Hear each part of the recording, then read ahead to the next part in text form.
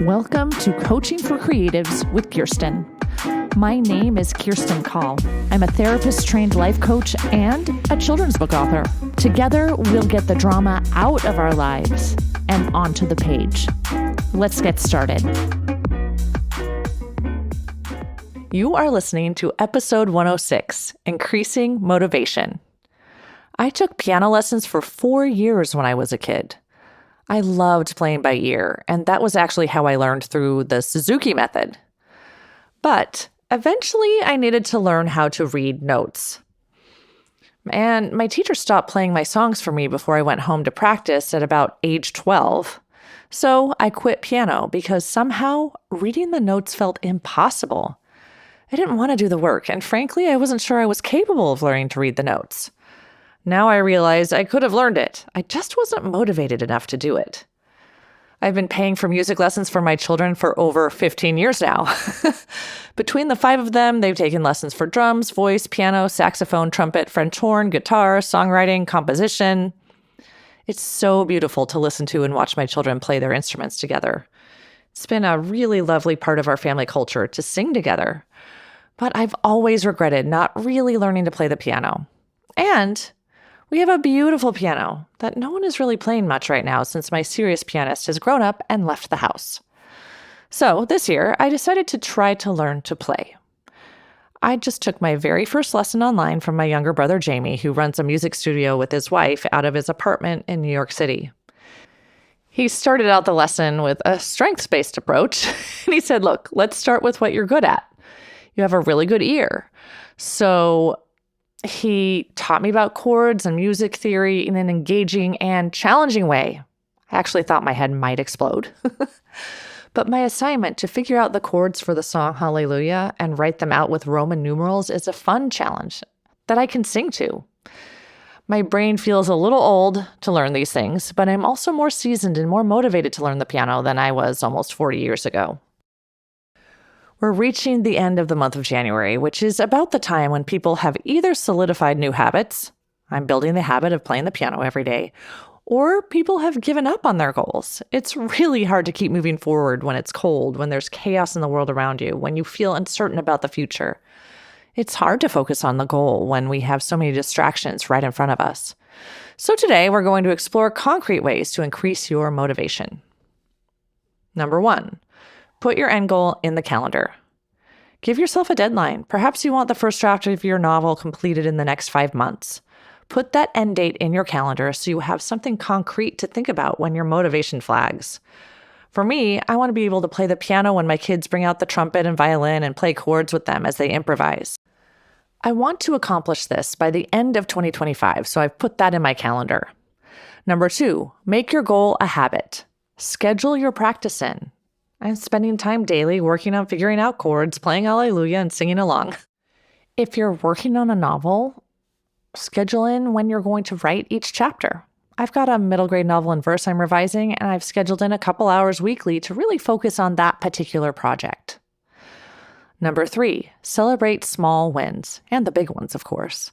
I love this one, though. You might need to celebrate that you got out of bed this morning, or that you opened your documents and wrote a couple sentences. You might celebrate the fact that you exercised a full 20 minutes. For me and my piano goal, I can celebrate that I'm actually playing the piano for fun every single day. Number 4, track your progress. Tracking progress is very motivating. I used to track progress with my kids in many different ways. We had jars we'd fill with marbles every time they did something kind. We had sticker charts for chores, rings on pegs for earning a weekly allowance. For myself, it's motivating to put a check mark next to the thing I'm working on. So if I write a to-do list, that's a way to track my progress. If I have a check mark next to it, that means I've done it. For piano, I can track my progress with how many measures of a song I've learned. There are lots of apps that track progress. My dance app shows me how many days I've exercised in a row. You know, those streaks. I think you can have a streak on so many different apps these days.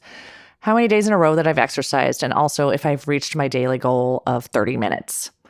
Number 5, plan for imperfection. Things almost never go exactly as planned. Maybe you'll get an emergency phone call during your writing time, or you get sick and can't accomplish your goals for the week. Maybe you find you need to spend time with a child or spouse who is struggling instead of working on your goal. Perhaps piano practice doesn't happen. So plan the imperfection into your schedule and know it may take a little longer to reach your goals than you think because life happens, right? Which leads me to number 6, which is give yourself grace. You may be disappointed in yourself when you don't feel motivated. You might feel like a failure when you don't follow through on a goal. I might feel frustrated with myself if I'm finally taking piano lessons and I don't practice. That's something I've been frustrated with my kids for a lot. So take deep breaths. Delete any thoughts like, I'm a failure, I'll never reach my goal, I'm lazy, etc. We don't want to build those neural pathways. Those are anti-motivational neural pathways. We can't hate ourselves better. So delete those thoughts and replace them with thoughts like, it's normal to have a bad day. Success lives in the neighborhood of failure. I've hit a roadblock, and that's okay. I know exactly how to get myself motivated and moving again. One bad day is nothing compared to all the work I've already put into this and all the work I'm going to put into this. I'm exactly where I need to be on this goal journey. Number 7, embrace positive peer pressure. Tell people what your goals are and give them permission to ask you how it's going or to give you a pep talk when you're feeling unmotivated. If you're prepping for a marathon, join a running group who will train with you and keep you going, or join a critique group when you're writing. This type of accountability is key. For my piano goal, I've got a piano teacher who will keep me accountable for practicing. Number 8, stay active. Exercise releases endorphins that can improve mood and motivation. So if you are mostly sedentary during the day, perhaps set a timer for every hour to stand up and move around a little. This helps with our ability to focus on our goals, like learning piano, for instance. Number 9, visualize success. Close your eyes and imagine yourself achieving your goal. What does it look like? What are you doing? What are you thinking? What does it feel like to have succeeded in your goal? Perhaps consider visualizing this at least once a day because your brain doesn't differentiate between reality and what we imagine. So your brain will believe you've already succeeded, and you'll be more likely to do things that increase motivation and success.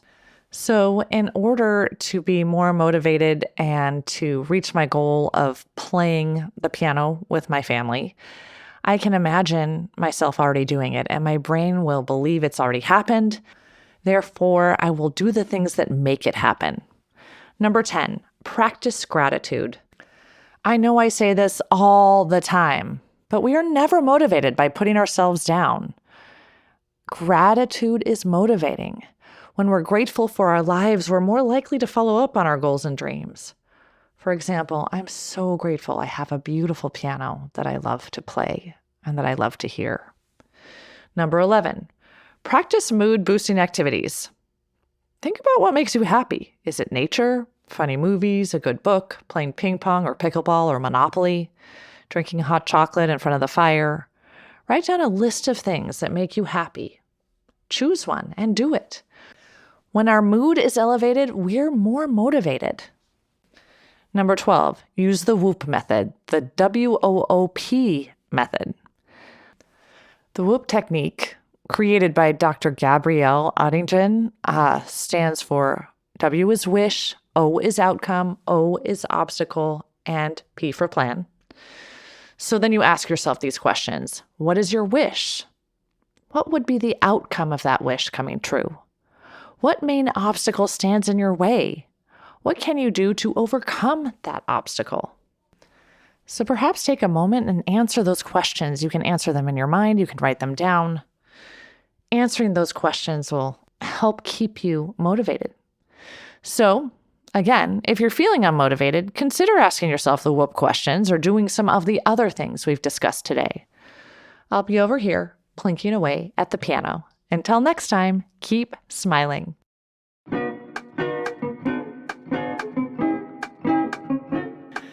If you like what you've heard, check out my Get Yourself Unstuck program.